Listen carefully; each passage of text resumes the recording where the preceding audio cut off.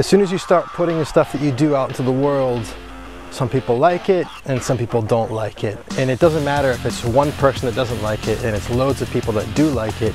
That one person that doesn't like it, it gets into you, it gets into your head, it gets into your gut. You think about it, you obsess over it.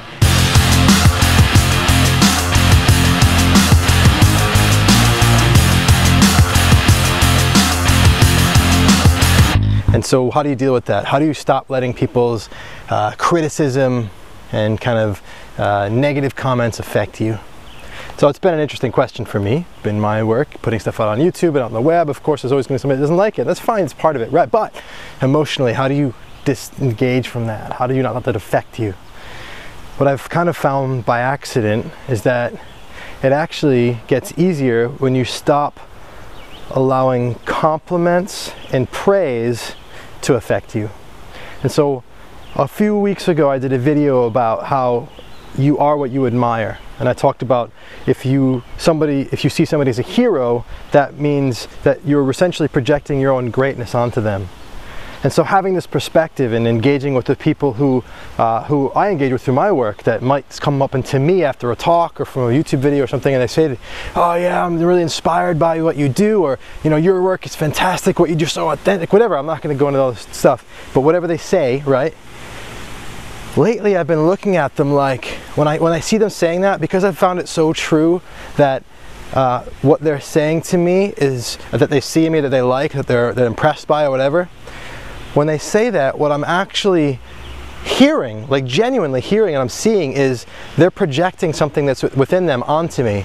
And I'm looking at them and I'm hearing them say this stuff to me, but I'm not actually hearing it. I'm actually hearing them talk about themselves, because I've really kind of taken on this idea that this is what, when we see greatness, when we're inspired by something, we're actually seeing ourselves. And so when people are talking to me and they're making compliments, when they're complimenting me, I'm actually seeing them as complimenting themselves. And again, I'm seeing it that way, I think, because I found it so true that when we see greatness, it is a projection. And so what I found is that by doing that, inadvertently, I've started to stop feeling the same way I used to feel when somebody praised me or complimented me, which it used to be like, it kind of puffed me up, like, thanks, felt really good. I might not show it, I might have feigned being humble or something like that, but inside I was like, yeah, it's fucking awesome. Yeah, you like my YouTube videos? Fuck yeah, man, I'm fucking good at YouTube videos. But then, you know, a little by little, as I start to see people complimenting me as them expressing a part of themselves that they're unconscious of, it's like, I feel this surge of like empathy and compassion, and like I just want to give them a hug. It's like almost get teary-eyed when I hear somebody complimenting me, because like, my God, like this is something within them that they're just not aware of. And it's like, I just want you to see that. I want you to feel that. And because I'm oriented in that way and I'm seeing it that way, I'm not getting that puffed up feeling anymore. It's not really giving me a sense of pride.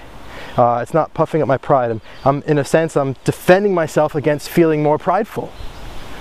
You know, I'm not saying that when I was doing it before it was a good thing. It was just happening, right? But now that I'm doing that less, again, inadvertently,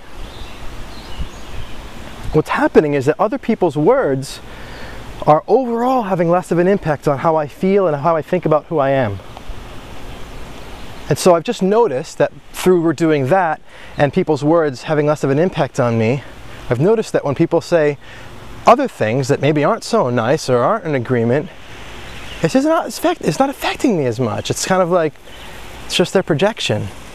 And it's easier to see their criticism or the detest as a projection, not because I have the belief that that's projection. I mean, I do, but it's not because I've just thought that. It's because I've had the belief that their positive stuff, the compliments, are projection, and that's a much easier one to go in and experience as true. And because I've gotten used to experiencing their words, what they see, what they think, what they feel about me as a projection from their own self, because I've gotten used to that, now when it comes as negative criticism, it just works the same way. And it's pretty awesome. So really, if you want to get really good at not caring what people say about you in a negative way of criticism, then the way to do that is to stop seeing their praise as meaning anything about you. Is to stop objectifying their comments and their compliments and their praise and having it mean something about you, because it doesn't. It's just them projecting their own greatness. When they're inspired and impressed by you and awe of you, they're seeing themselves.